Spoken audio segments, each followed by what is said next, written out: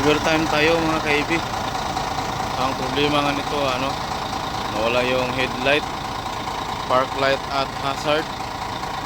Shockman po ito, trailer.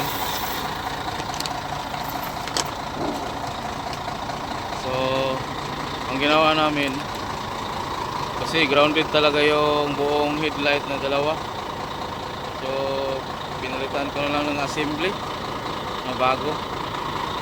Kinuha ko yung galing sa dump truck, nilipat namin dito, so okay na siya.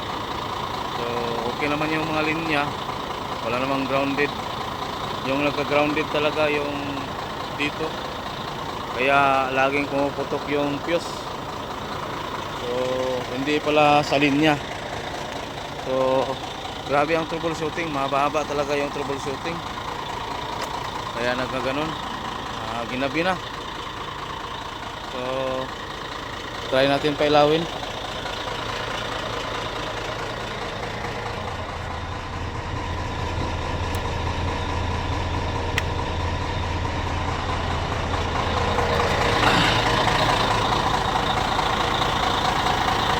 Ayan.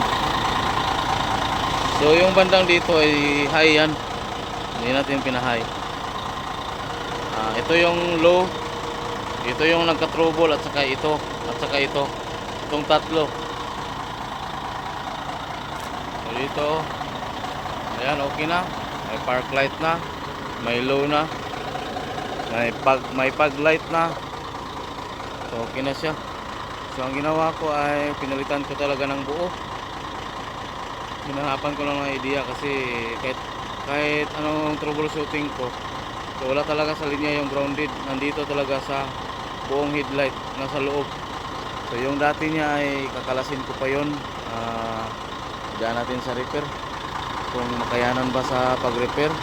So yun ang kinuna natin, yung green na shockman pa rin.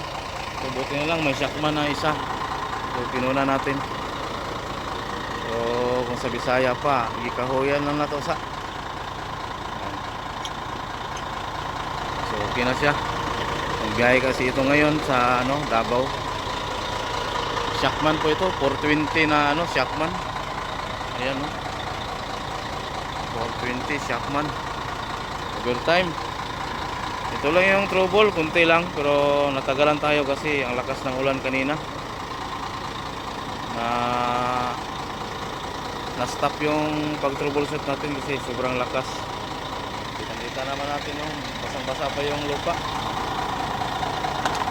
So okay na siya.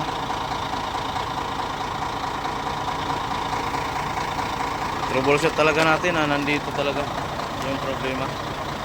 So okay na siya kasi nabaguhan na. So balik brand new na siya.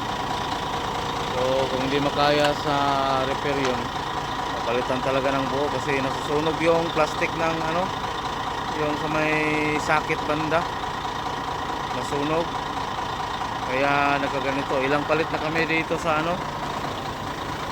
sa low na parte. Pangatlong palit na ng valve, ganun pa rin, puputok pa rin yung valve. Saka yung fuse okay naman. Ito ang naunang pumutok. Ayan. So troubleshoot natin. Wala sa fuse box, wala rin dito. May mga sakit dito kasi na-check ko na lahat yan. So okay ang linya dyan. So dito lang talaga nagka-problema, kaya nagkaganon, puputok yung mga valve nya.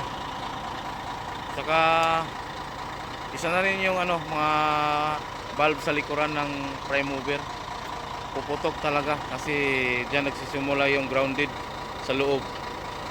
So yun lang. So okay na siya, good job na. Napalitan na ng buong headlight na buo, dalawa. So buti may isang spare tayo. Katambay pa naman siya. So kinuha natin ang assembly, buong assembly. So yun lang.